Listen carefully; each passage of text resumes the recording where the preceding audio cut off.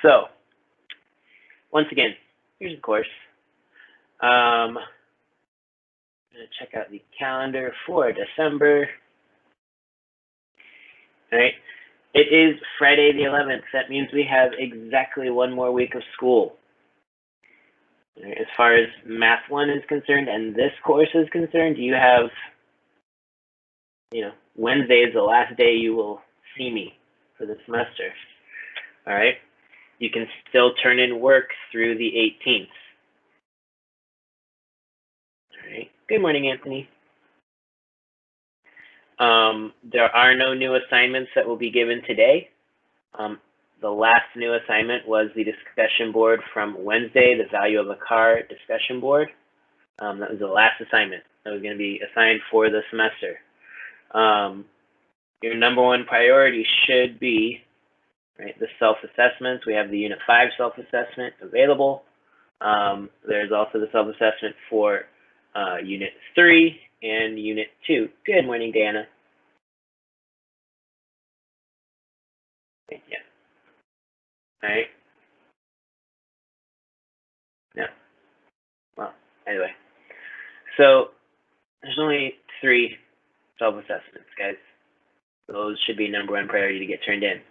On the day of the final, Wednesday the 16th, if you have not submitted all of your self-assessments, you will need to at least submit your self-assessments that day to be done with the final, so to say, right?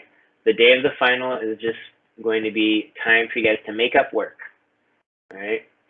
You'll log into the Teams class. I'll have a list of those of you who are either missing self-assessments, you have all the self-assessments turned in, or you're failing the course, all right?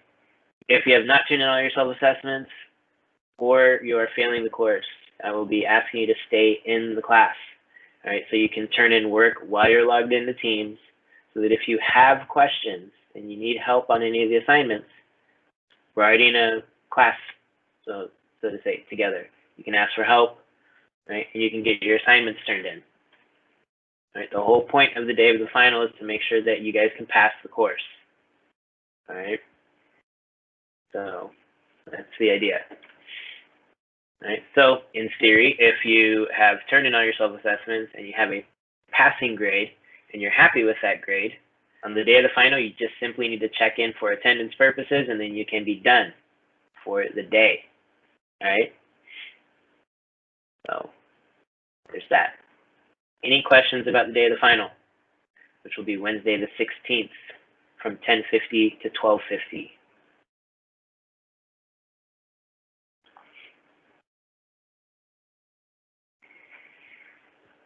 Nope. All right. Ariana says no. All right, cool. Other than that, next week is going to be a little bit different. Obviously, on Monday, you will go to your first period class for the weekly lesson. It will be the last weekly lesson of the semester. That is the only required attendance class for the day. On Tuesday, you will see all of your teachers, periods 1 through 6. All right, that schedule is here on the calendar that I have in my course here. All right. Wednesday, you'll go to periods 1 and 2 for the finals. Thursday, periods 3 and 4. Friday, periods 5 and 6. And then the first semester is done. And you'll have break. Woo. All right. Is there anything else I can clarify about the last week of school for this semester?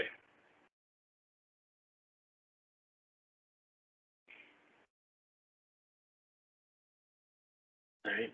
And again, I know I've talked about this stuff already. I just want to make sure everyone is clear on what's happening. So I'm repeating myself. Okay, so then let's get into what we're doing today. Today is exponential functions review. The first thing I want to do is actually get us back into the Desmos activity we started on Wednesday. And I want to do the last part of that activity. So I'm going to put this back here. Stop sharing my screen. Go over here. This.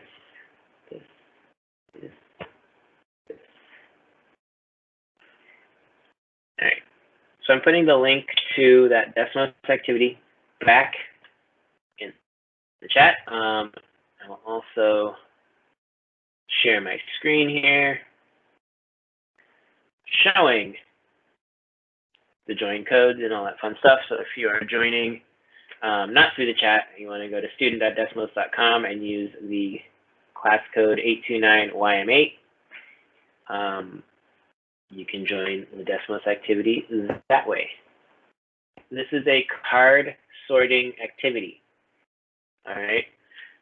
There's a lot of cards on the screen. Make this bigger. Okay. As it says here, you need to organize the cards so that each context is properly paired with its table, graph, symbolic rule, and now next rule. So each sorted set of cards, right? There's 5 cards in each section, so to say. Right? There's 4 scenarios. There's 4 contexts. So I would recommend finding the contexts and first moving them to the top of your screen so you can see the 4 different contexts. Right? And then move on to some other part of it next. Right? You can move all these cards around with your mouse. If you put 2 cards on top of each other, they'll pair up. Right? You can undo them just by dragging one of them away. All right. Once cards are paired, you can move them by grabbing the title part that says 2 cards, 3 cards. You can move them all in a chunk. Okay. So the goal is to get all of these sorted out properly. All right. So we're going to start with this. This is kind of like the last part of our exponential decay review. Then we'll go into a couple other word problems to do some review on exponential functions so that you guys can hopefully be very well prepared for the Unit 5 self-assessment if you have not done that already. So I'm going to give you guys 5 minutes to sort these cards. If at any point along the way you have a question, please just type it into the chat, unmute your mic and talk to me, or raise your hand, okay, and let me know what's going on. Okay, so I'm going to start 5 minutes, and please get started. So, a good amount of you guys have made some really good progress on this, so thank you. Thank you for continuing to work and being consistent.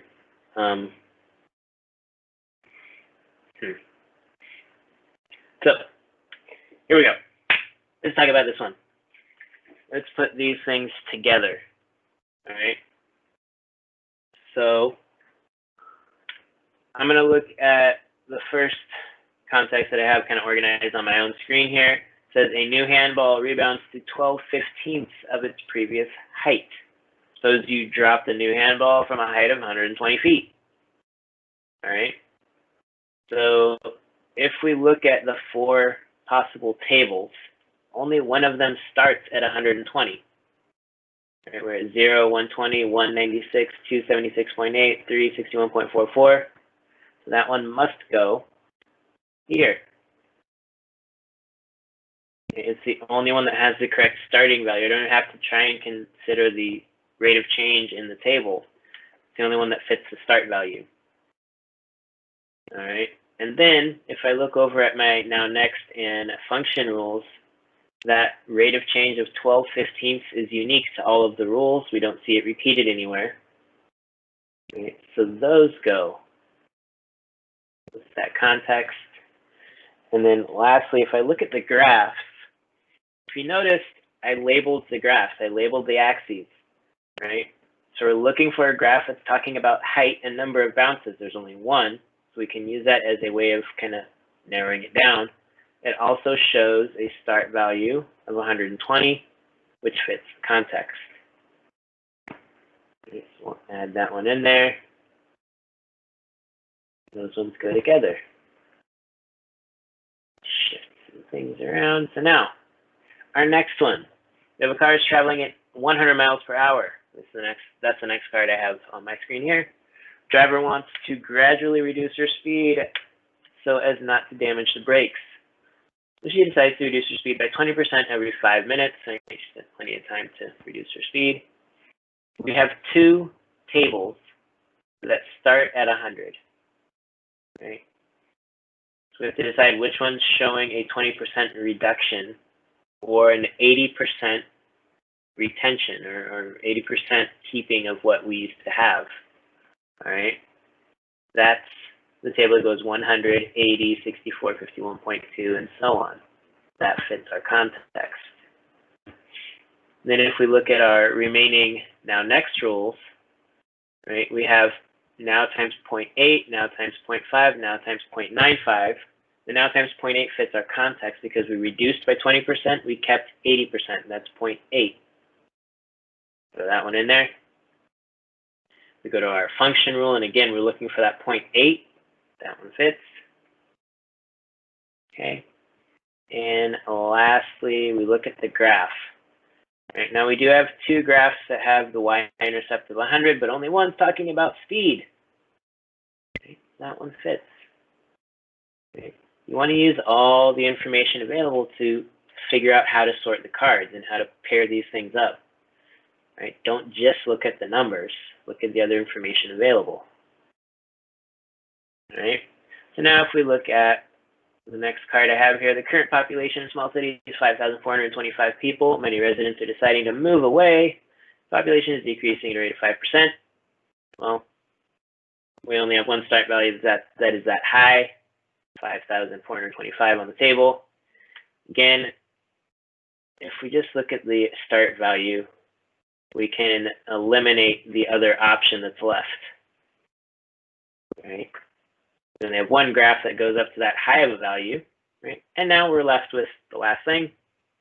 We must get the remaining cards. Right? And we are done.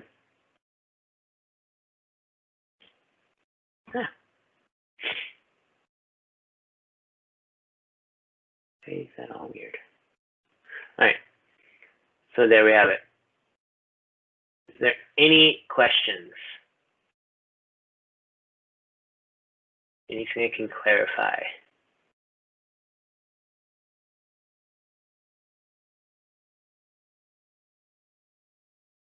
Okay.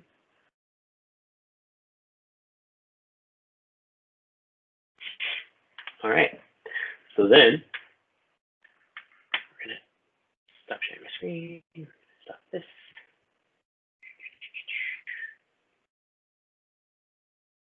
Go over here. To stop that, pause that. All right, I paused the Desmos activity. If you want to continue working on that, you will be able to. Later, I'll make the activity. I think the activity is already available in our live class resources. I think, yeah. So in the live class resources from Wednesday, we already have the link to this Desmos activity if you would like to work in it further. That's an option. All right. Otherwise, we're going to move on to the last part of our lesson today, or the remaining part of our lesson, which is going to be a couple of examples of exponential functions. One will be exponential growth. One will be exponential decay.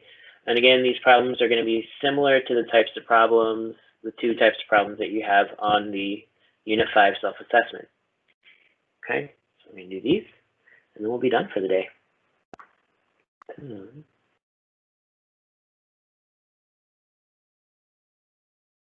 There we go.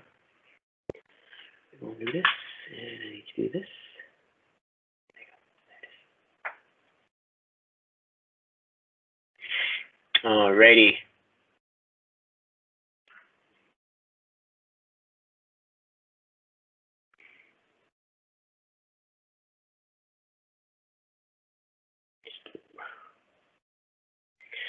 All right, so here we are.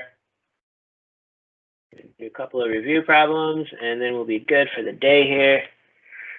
These problems have a couple parts, just like the problems on your self-assessment. All right, so first, we're looking at an exponential growth problem. Right, this one will be growth. The next problem will be a decay problem. Right? So,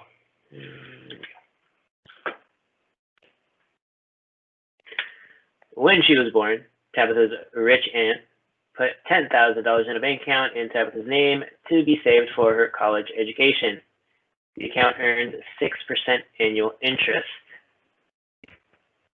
So we had a $10,000 initial investment.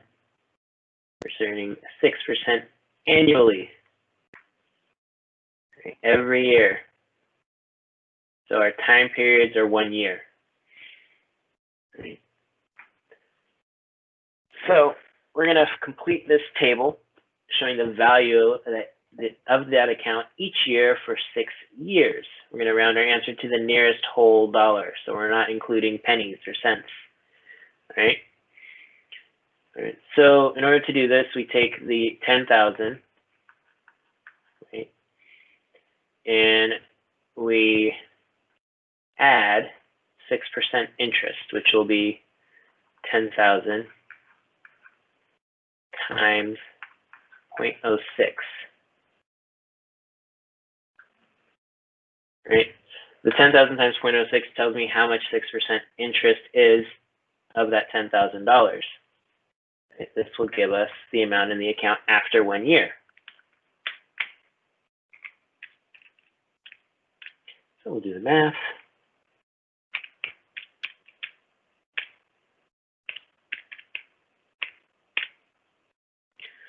And we get 10,600. Okay, so that's what's going to go in here. All right. And then the next year, we get another 6% interest. But we get to earn 6% interest on the 10,600.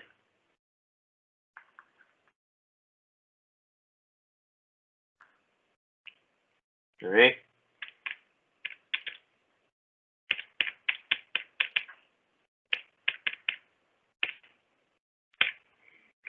And that gives us 11,236.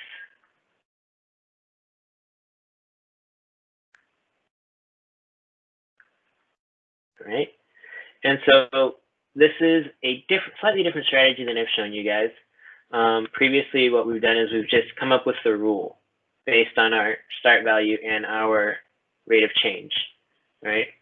This is how to do it one at a time. Okay. The rule itself, which we'll get to on these ones, and then we can use that to finish our table, right? If we're doing a now next rule, the next value is equal to, right, now times 1.06, right? That's what essentially this is telling me to do, is to say, okay, well, my value now is 10,600. Okay. If I multiply that by 1.06, that gives me the amount plus the amount earned in interest. Okay, this is the same as now times 1.06.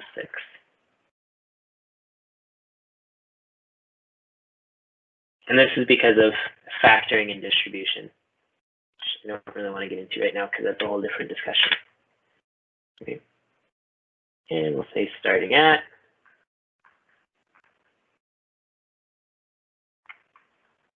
$10,000.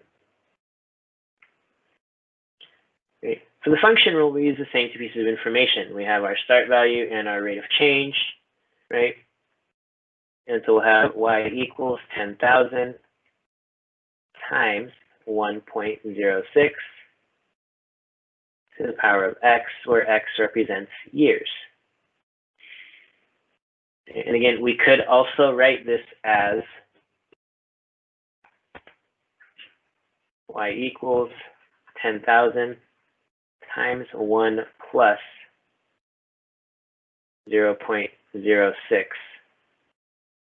to the power of x. These two equations are the same. Whichever way you want to write it, whichever way you're more comfortable writing it, totally fine. All right, but now having the rule makes filling in the table much easier, okay, because I can just change the value of my exponent in the rule.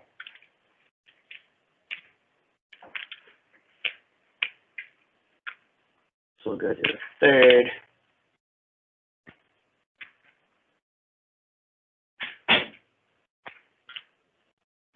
Right. We get 11,910.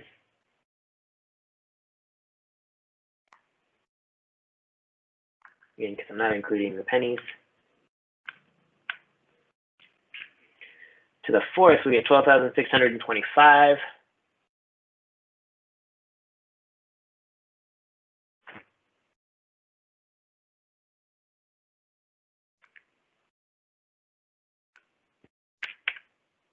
And we get 13,382.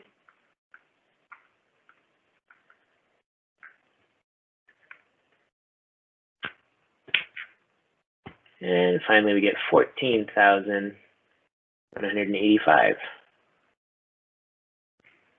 after 6 years. All right. Any questions on the table and the rules?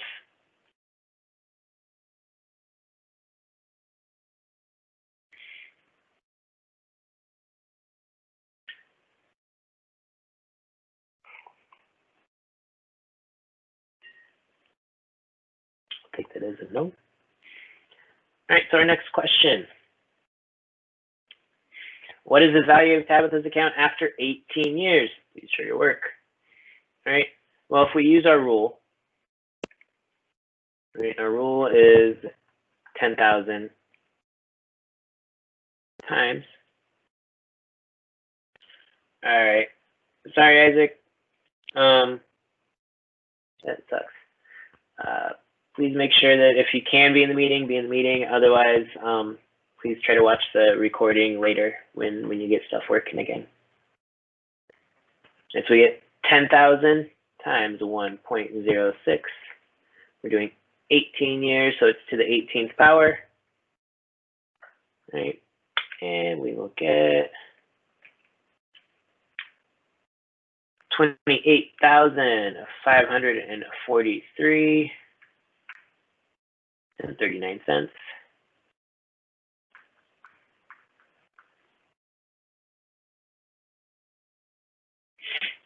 All right, so after 18 years, we get 28,543.39. Cool. So that's just utilizing the rule that we have to find our solution. And then our last part here, it says, if Tabitha waits to begin college until her account is over $35,000, how old will she be? Show or explain how you got your answer. All right. Well, we know in 18 years it's not going to be enough money. It's going to be more than that. We could go through guess and check. All right. The other option is to use our good friend Desmos. Right.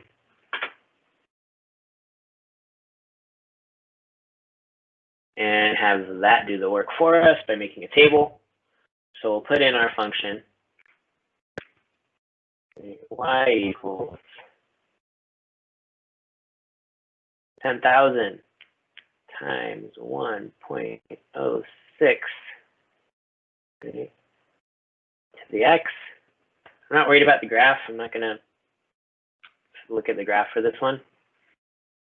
What I'm going to do is I'm going to duplicate my function and make it into a table. Right? I can now very quickly test different values. Right? I know 18 is not enough. I'm just going to start with 20. Right? I can put 20 in here. Getting better. Let's try 21, 22. Right. There we go. All right, so we can see here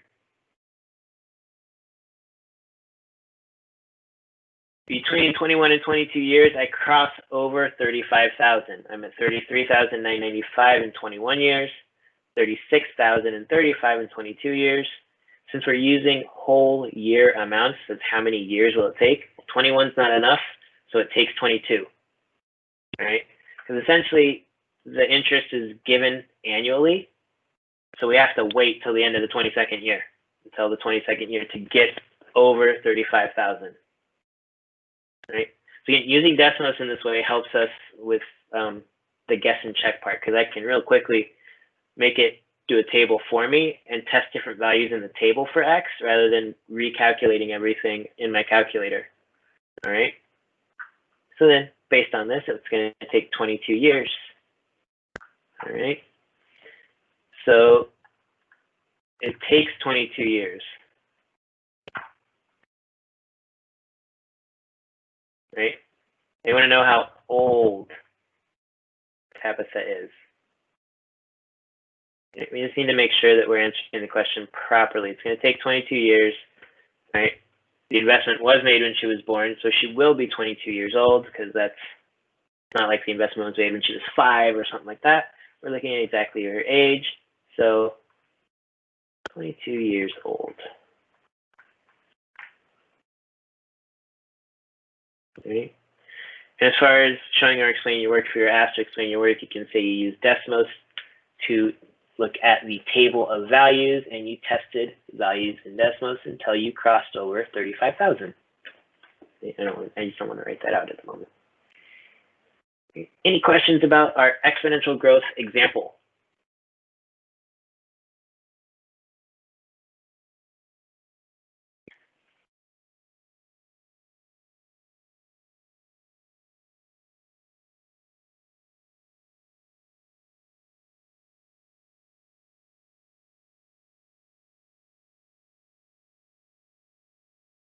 All right.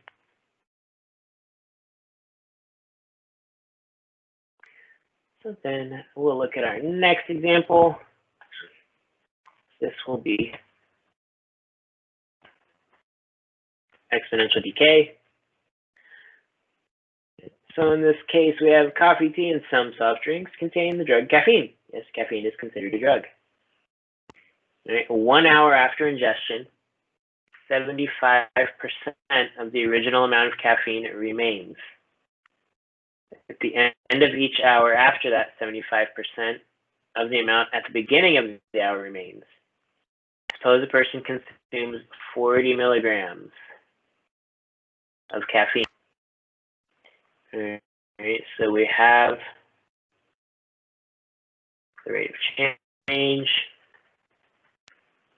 right, and we have start value. So that's going to be helpful. How much of that 40 milligrams will remain after 1, 2, and 3 hours? All right, this is something we can just calculate. We start with 40 times 0.75 to figure out how much is left.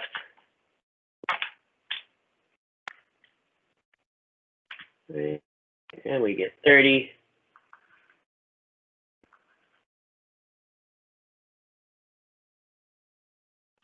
Right. And then we just multiply by 0.75 again, 22.5.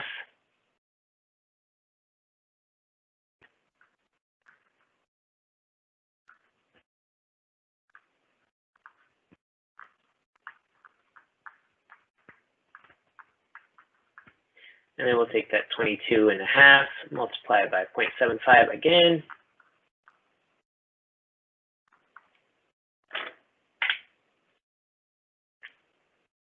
We get 16 7/8, which 16.875.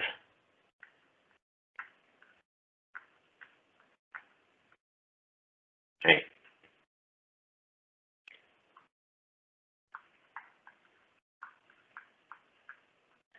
All right, so again, we're using just the rate of change in the start value, multiplying by what remains, the proportion that remains is 0.75. Okay. So now we have our next rule to write. All right. To get the next value, we'll multiply the value we know now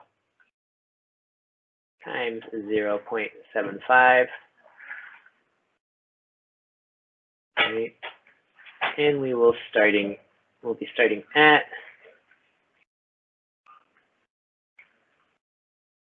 40 milligrams.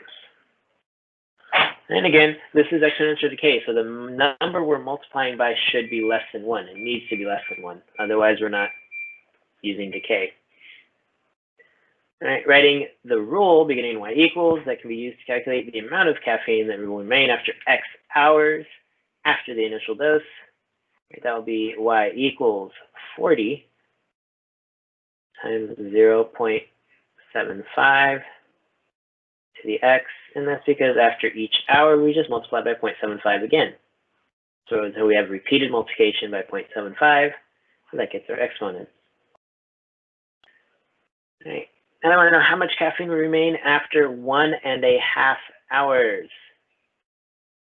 All right, so this means X equals 1.5, 1.5 hours. So we'll use that in our rule. We have 40 times 0.75 to the 1.5. Right, that's a value we don't have yet, so we'll put that in our calculator.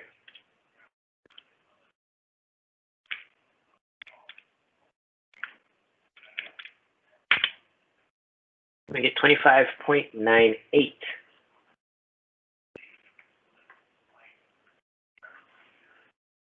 Approximately. That makes sense.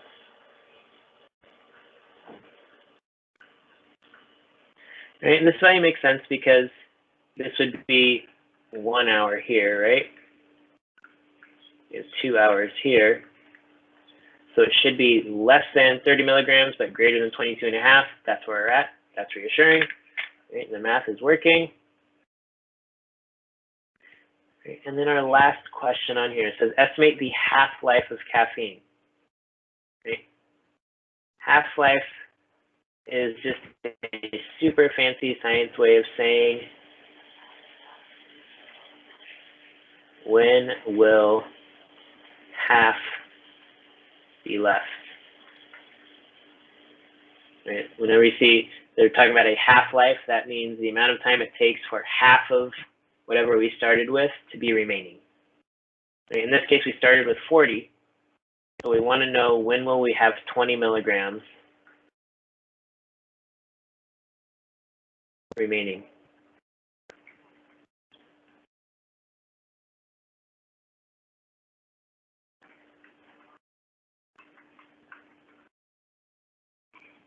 That's what we're trying to answer. All right, so we need 0.75 to the X to equal 20. If we look at our previous results, that has to be between 2 and 3 hours. Right? Because we're greater than 22 hours, but less than 23 hours, so it's somewhere in between. So we're going to use decimals, right? Somewhere between 2 and 3, right? And again, let's just use Desmos to do the guess and checking for us, because we have it available. So y equals 40 times 0.75 to the X. We'll duplicate that and make it into a table. All right, but we are going to start at 2 and go to 2.1, 2.2, 3, 4. All right, so between 2.4 and 2.5, if I want to, we can get even closer, possibly maybe 2.45.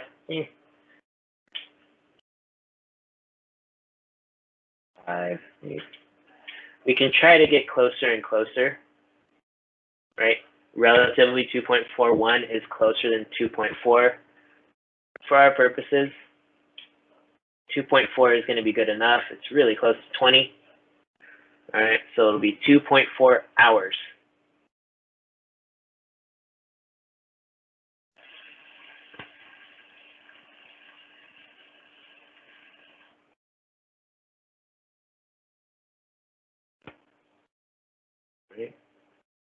if you were asked for minutes, right, you would simply take 60 times 0.4 to determine how many minutes that was, and we get 24 minutes.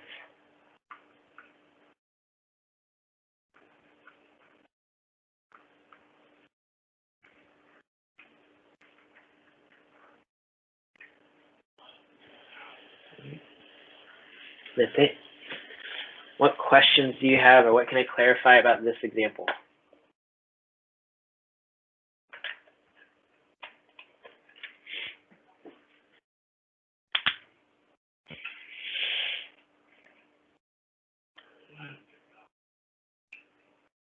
And lastly,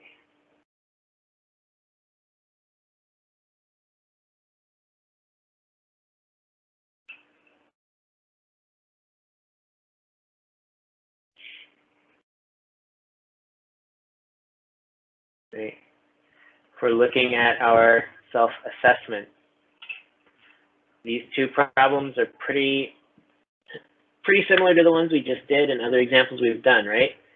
If you want, use Desmos to get the values for this table. Just go open up Desmos in another tab, put in your rule, get Desmos to do the work for you, copy those numbers into the table. All right? Use the tools you have available.